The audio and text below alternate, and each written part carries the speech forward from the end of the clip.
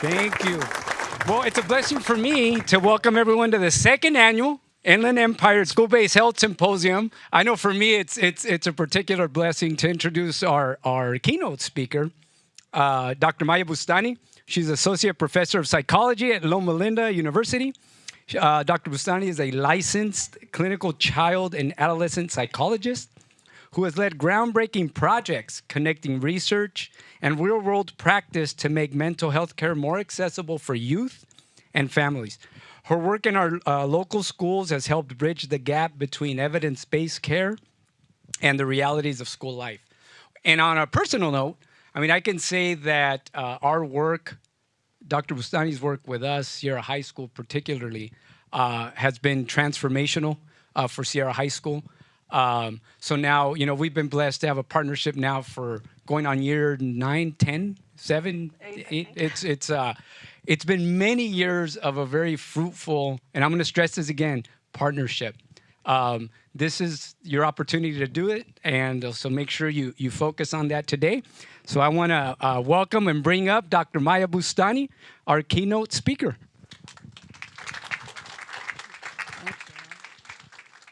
All right, I'm supposed to have a mic here, but is it not working? No, it's okay. I'll just use this. It's fine. Good morning, everybody. Thank you so much for joining us. I'm so excited to be here today.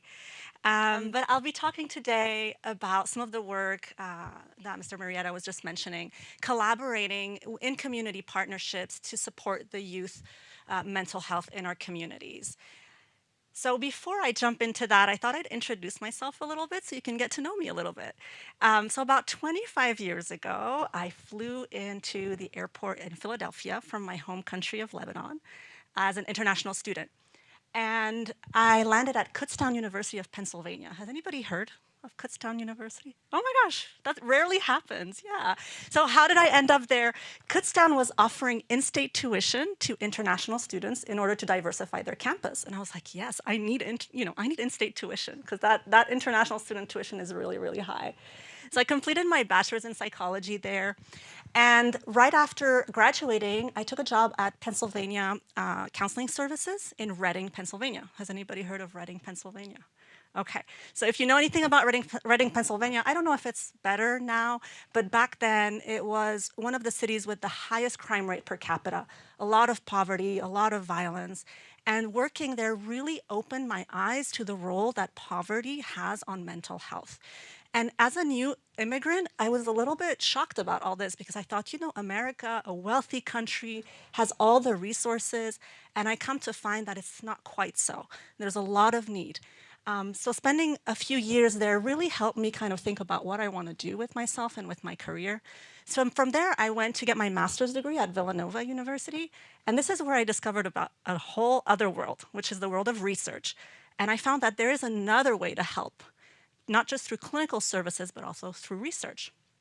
So at Villanova University, I got my master's in experimental psychology and then graduated and went to work as a researcher for 6 years. I did just research at the University of Miami, doing a lot of youth substance abuse work, and that's where I discovered my love for working with children and adolescents because they're at this critical stage in their lives where change is still, possible.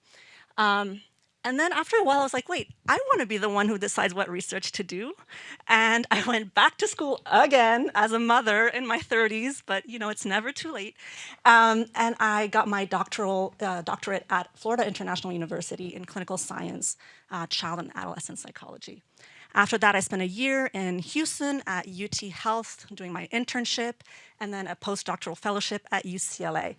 And that fellowship was so important in my career because, first of all, it brought me here to the West Coast, best coast, right?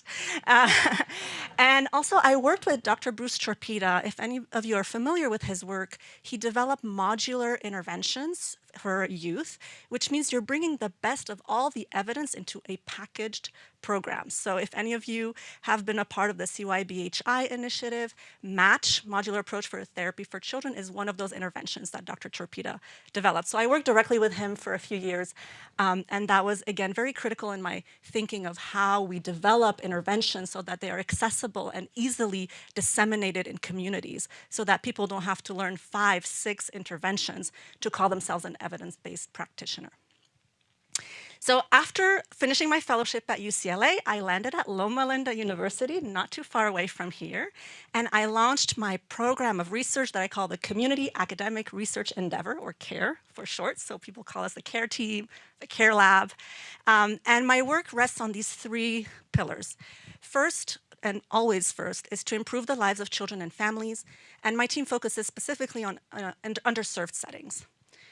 Second, we do this through university and community research collaborations. So how can I, as a researcher, as a scientist, work with the experts on the ground to support the youth of mental health? And we do that by focusing on integrating the scientific knowledge, the studies, the research that we know work with the local expertise, with the school counselors, the students, the principals, the people on the ground who know what is happening and what the kids need. So over the years, I've been involved in several projects, but today I'm going to focus on 3 projects with 3 different schools in 3 different settings. The first one is in India. So that was one of my first school-based projects. So it took me to a very, very different setting, and I learned a lot in that process. Then I worked with the Los Angeles Unified School District on a project, and then finally here in San Bernardino. And this has been a very fruitful collaboration, as Mr. Mroué mentioned. So let's start talking about my work in India. We were brought in with a problem. The schools in India, specifically where we were in Delhi and Goa, did not have any mental health infrastructure. They wanted to provide mental health support to their students, but they didn't even know where to start. So coming in with our evidence-based HAT framework, we're like, oh, we can do a modular intervention that will address anxiety, depression, and conduct problems all in one. This is going to be great. And they were like, yes, come, let's do this, right? So I was at UCLA at the time. The project principal investigator, Dr. Patel, was at Harvard. And then there were some folks at the London School of Hygiene and Tropical Medicine. And of course, all the folks in India. So try to schedule a Zoom call with all those time zones. That was a lot of fun. 5 a.m. getting on Zoom. But yeah, we all came together and we had this idea of setting up this intervention, developing it for them, implementing it with them. And we decided to take a systematic approach. This is a new setting, right? So we thought, let's start with some formative research. So kind of really understanding and learning before we jump in. Then we'll do a case series, just a couple cases. Try the intervention with maybe 2, 3 kids, get some feedback, then adjust it some more, do a pilot run, adjust it some more, and then you do the big randomized control trials. So in the world of research, this is our goal always. The gold standard is to do the randomized control trial. And what we found out is that it was really important to do this step-by-step thing, because at every stage we learned something new that really told us that we maybe were wrong in the beginning, right? We learned things along the way. So what did we do in that first phase of the formative research? First, we had a scientific advisory group, right? We believe in science, we believe in the evidence. We had 70 experts from all around the world meeting regularly to inform the development of this intervention to support these youth in India. In addition to that, remember in my 3 pillars of my work, I talk about how working with the local experts is just as important. We ran focus groups with 124 adolescents in India, 61 local teachers, and 22 school counselors and mental health specialists that were working locally. We also had a youth advisory board that continually informed us on the development of our materials, whether it be handouts, worksheets, etc., and biweekly calls with counselors in India during the treatment development. And of course, we continue to leverage what we know works from the literature. So if you recall, what did we say we were going to do in the beginning? It's going to be an intervention, one package, one thing, anxiety, depression, and conduct. We're going to do it all in one, right? Well, that is not what happened. When we got to the schools, we were like, okay, we have to take a public health approach to this. Because first of all, there is no infrastructure, there is nothing, right? We have to start from the ground up. And second, there was very, very little mental health literacy. So you're coming in a school and telling kids, hey, you can come to therapy and we'll help you address your depression and anxiety. They're looking at us like, what are you talking about? What is therapy? What is depression? What is anxiety? So we had to start really from the bottom and do almost like an education campaign to teach the youth and the teachers and the staff about therapy and services and how this all works. So we started with what we called our Step Zero, which was an awareness generation campaign with posters, like classroom sessions with people talking to the kids, talking to staff. There was also, I'll talk about it later, some online engagement as well. And after we did Step Zero, there was a swarm of referrals. All of the kids wanted this cool, new, shiny thing called therapy, right? So we're like, okay, we cannot see every single child at these schools. So we implemented Step One, which is a low-level intervention, kind of like a Tier 2 intervention, what we would call here.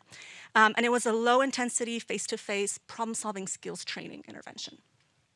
Then we would screen the kids again, and if they met criteria, then they would get that intervention that we thought we were developing to begin with, right? So it became this whole process.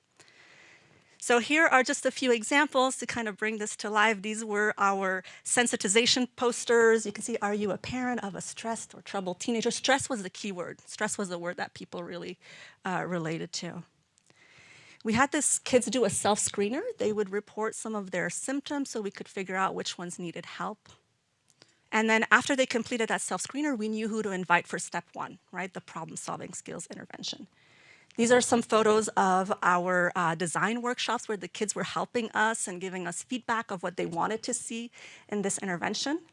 And they came up with this very cool comic book to learn problem-solving skills training. So one thing we learned is that with mental health literacy being so low, so was literacy in general. So a lot of text, a lot of writing was not very compatible in that setting. So we did it fun. POD was the 3-step process: problem, options, do it. Very simple steps for problem solving. And you can see the kids, culturally, they're reflective of the kids that we were seeing there. They had the little school uniform with the ties, the counselor with the sari, right? So we try to make it very relevant. Here is the little self-help booklet that they got to take home and practice their problem-solving skills. And then some little posters and handouts that we were giving out to the kids. So all this was done in close collaboration, not just with the kids, but also with the counselors and the staff over there. And then finally, we implemented our original plan, right, which was that transdiagnostic treatment. And again, we were using they don't have a system with like licensure and boards and things like we do here. So a lot of the staff that we were working with did not have a ton of training. So we wanted to train them in a system that was easy for them to implement. And we did it in this way. So there was one intervention for every problem area. So for depression, they had to do behavioral activation. For anxiety, exposure. And for anger, assertiveness and exposure. And then we'd screen them again. Are they still feeling dysregulated? Then they would learn a cognitive intervention. How do we change our thoughts? And then they would be terminated. So we did that, and we worked closely with the therapist to develop guides that would be user-friendly for them to use. So this is the example of the behavioral activation module. So you can see step by step with a little script of exactly what they can say. And then we had a shorter version, so they didn't have to read the script, in session. And again, this was all designed with the team to make sure that it was compatible with their needs and useful for them. Along with these guides for the therapist, there was these little handouts. They had a little book that they would flip and have the kids kind of practice their skills in a way that was user-friendly. So this is the example of being active, behavioral activation, which is a core intervention for depression. And these were the little handouts. So you can see not a ton of text, a lot of images to kind of really engage the kids. And these were some sample handouts that we gave to the kids when they were done with Step 2 that they could take home, read. And a funny anecdote is that the kids were starting to share them with each other at the school, which was really nice. So we knew that they enjoyed the content that they were receiving. And then on top of that, I mentioned there were some public engagement activities. So there were events, capacity building through public events, social media campaigns, art space campaigns. And the idea here was really to reduce the stigma associated with youth mental health, increase awareness about mental health issues among youth, and kind of build capacity among youth in India. One successful campaign was It's Okay to Talk, which was a YouTube channel really encouraging people to talk about mental health and kind of say, it's okay, we can talk about these things. So all that sounds very nice and neat, but trust me, it was not. Lots and lots of bumps in the road. It was a process. Here are a few implementation challenges we found along the way. So a lot of the the counselors that we had were female. Then they were being placed in these all-male schools, which was problematic. So like, okay, we need to hire some male counselors, right? I mentioned the low reading skills, lack of literacy. We had to do more images and less text, the creation of step 2. And also initially, the team wanted to deliver step 1 as a digital platform, only to find out the kids didn't have internet, didn't have devices, and if we were to loan them devices, they were putting themselves at risk in terms of, getting mugged and the items being stolen. So we went back to old-fashioned print materials. All that to say, in terms of implications for researchers and treatment developers, is we really need both the science, right? What do we know works for depression? What do we know works for anxiety? And the local knowledge. You need to tell us, right? Me as a researcher, I need to hear from you all what works in your setting specifically for your kids, for your staff. And it was really an amazing process to go through that back and forth to develop the best possible intervention.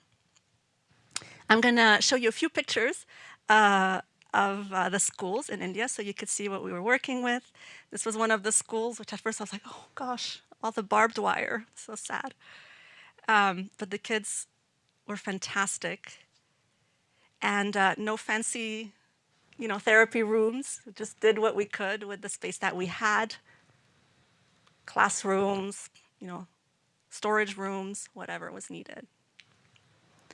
So this work has been extensively published. We did a lot of research on this. If you're interested, you could probably Google my website, mrouéboustani.com. I have all my pubs on there. You can actually go and look if you're interested in learning more about exactly what we found. But just in a brief one slide takeaway is that over time, most kids get better, right? The passage of time is healing. But the kids who got the interventions got better faster and better, right? Their symptoms were lower. And as we mentioned earlier, it takes a team, right? It takes a village. I was just one small part of this work. You can see all the team in India who really supported this work and the international experts. So that was India. The next project I want to talk about was with the Los Angeles Unified School District. And here our goal was to increase the use of evidence-based practices to improve treatment engagement. And here we were trying to solve a different problem. At LAUSD, they had all the infrastructure. They have school-based wellness centers, counselors, billing, everything was set up. But the problem was this. With about 10 kids who need services, only about half of them made an appointment to come to services. And out of those 5, only 2 show up for that first appointment. And of those 2, only 1 actually stays in treatment. So having all of these wonderful treatments is not very helpful if you're not getting all the kids who need the help.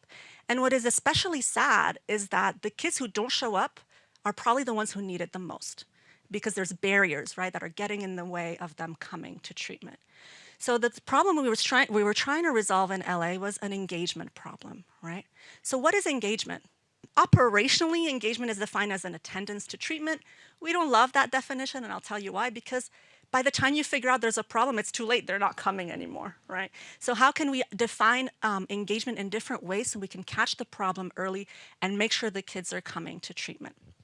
So engagement is multidimensional and it's dynamic, and we spent a lot of time reviewing the literature in excruciating detail to try and understand what are effective interventions doing to engage kids and making sure that they are staying in treatment. And we found that indeed, engagement is multidimensional, and we came up with this nifty little acronym called REACH. I love when acronyms work out. And each letter captures a different area of engagement. So R is for relationship. This is your therapeutic alliance, right? If your kid doesn't like you, they're not going to come to treatment. If the parents don't trust you, they're not going to bring their kids, right? The E stands for expectancy. Expectancy is the belief that therapy works. If you don't believe it works, have you had these kids show up in your offices like, I don't believe in mental health? I hear that. What do you mean you don't believe in mental health? It's not a thing to believe in. It's mental health. So if you don't believe in the effectiveness of therapy, you're not going to be engaged, right? The third one is attendance. We're all clear on what that means, just showing up. Clarity is understanding why you're here and what is happening. Have you ever been to the doctor and they start poking you around and doing things and you don't know why? That is not a very comfortable feeling, right? So you want to know what is being done and why. And then finally, homework. Homework captures what the therapist is asking you to do outside of the office, but also within the office, practicing skills that you're learning. So these are the 5 dimensions of engagement that you want to be thinking about with your kiddos. Are they struggling with one or more of these?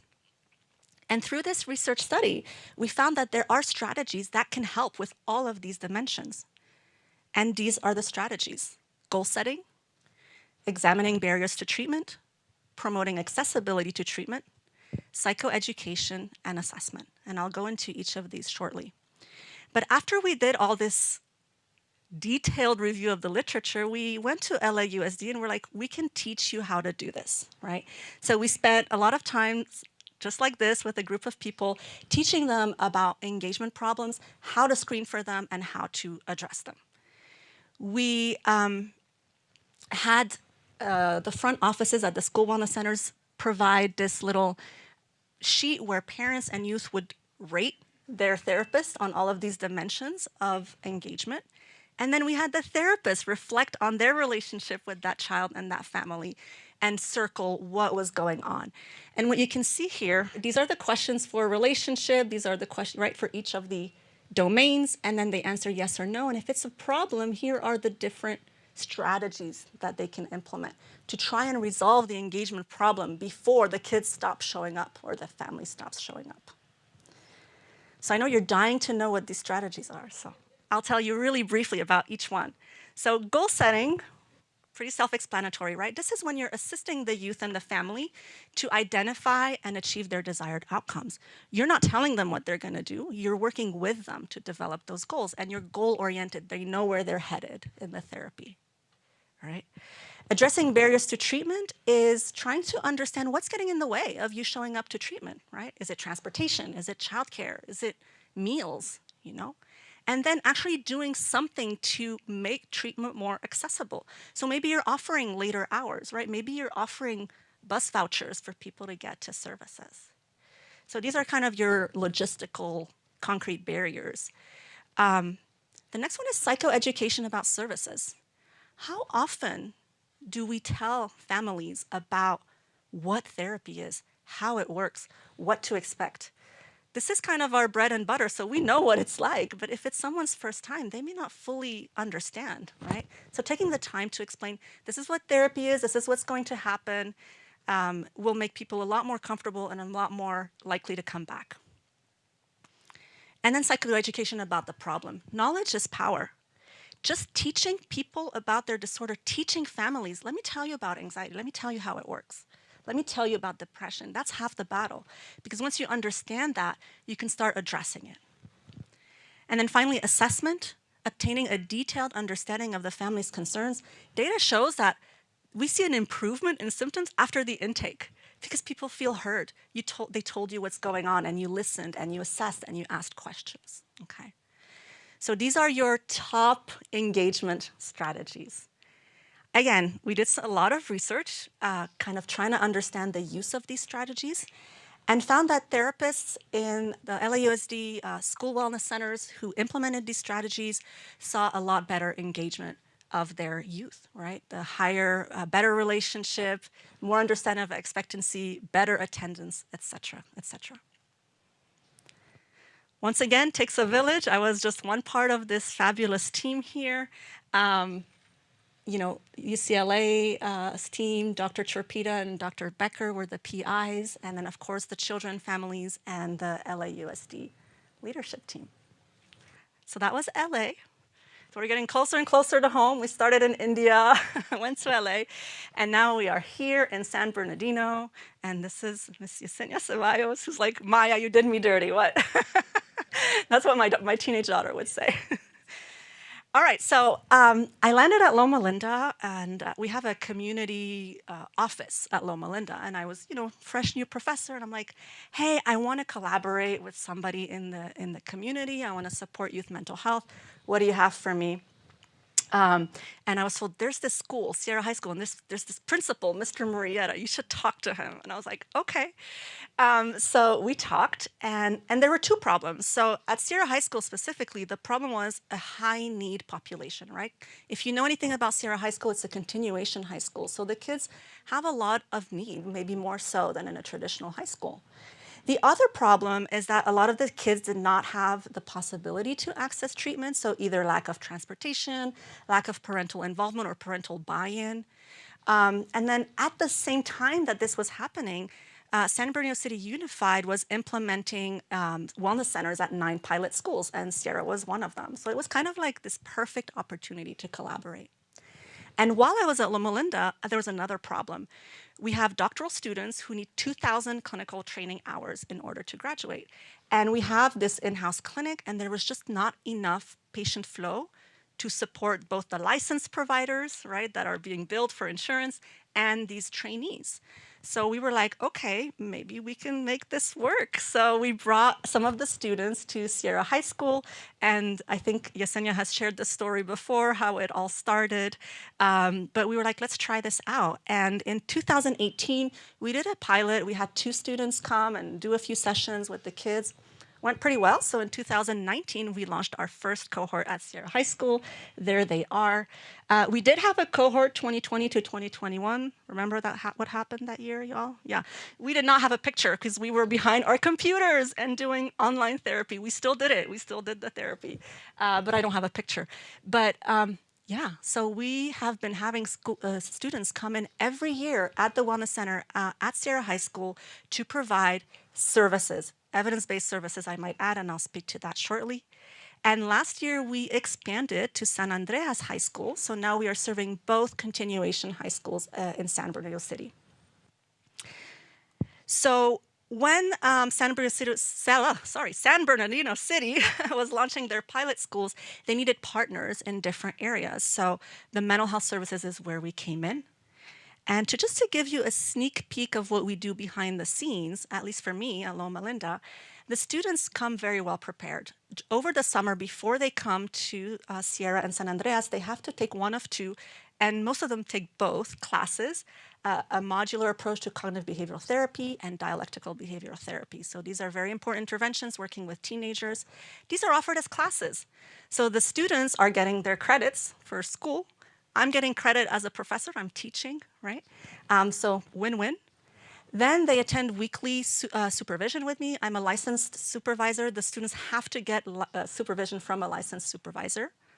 And then what I do is I involve senior students, the ones that are almost graduating, they're in their last year, to do peer supervision. So that helps me reduce my workload, provides a mentorship for students. So it's kind of a really nice system that works really well. But here's the fun part. So we do the clinical services, it's all good. It's a great area to do research, right? So I'm a researcher at heart, I'm also a clinician, but students have to do doctoral projects along with their clinical hours. So they gotta do those 2,000 clinical hours, they also have to do a doctoral project. So they can also do research with the district. So we have students who look at existing databases or organic projects that just kind of come up. And I've heard that I'm almost out of time, so I will go very quickly through an example of one of these projects. This is the DBT in Schools project, also called Soaring. So this started as a student dissertation, and it is now a program that has remained at Sierra High School with students continuing to receive DBT long after the project was over. But essentially, we had a series of projects, kind of like the one in India. We started with a pre-pilot and a feasibility study, et cetera, all to kind of understand if this will work. And as you know, school-based settings are an ideal place to do therapy. And dialectical behavior therapy addresses a lot of the adolescent problems that we were seeing at Sierra High School. We used this manual and adapted it specifically for Sierra High School. I have a lot of examples of what we did, but in the interest of time, know that we started here and we ended up with our own curriculum that we called Soaring, School Opportunities for Adolescent Recovery. And we started with our feasibility study, worked with the kids to make those adaptations, and found that it was very acceptable, and kids liked it, it was feasible, and we could do it in a school-based setting. And then we ran our pilot and found that there were significant improvements in mindfulness scores, in depression, and in the other areas that we assessed, there were also marginal improvement. They were not statistically significant, but they were still trending in the right direction. We then added a text message adjunct. We were sending kids a text message once a day to remind them of like a DBT skill. And this was really cool because what we found is that attendance skyrocketed. Remember treatment engagement at LAUSD? We weren't even telling them, hey, don't forget to come to group. No, we were just telling them a few words to kind of remind them about something that they learned in DBT, and that increased attendance. It also increased learning of the skills because they were reminded every day of the skills that they were learning. There were no clinical differences, so the kids that didn't get the text were getting better at the same rate as the kids who weren't getting the text, but they were showing up more, right? And they were learning more. And overall, the kids were very satisfied with the intervention. We have beautiful quotes if you're interested. These papers are published, and you can read all about them if you're interested. And maybe in a future year, I can talk about this initiative with CYBHI. We are implemented Dr. Torpeda, remember, from LA, UCLA, who did the modular approach. We got a grant to train all of the school mental health providers in San Bernardino City to deliver match. And my team is looking at implementation barriers and facilitators and trying to understand what worked as part of like a side research project. Again, takes a village. I want to thank all the people in San Bernardino City, Unified, my lab. This is us presenting the project at a conference last year. And just to conclude, I want to say, I encourage you to seek out partnerships with your local universities and colleges. There's a lot to be gained, whether it's clinically or through research. And just remember that nobody can do this alone. We have to work all together. Thank you so much.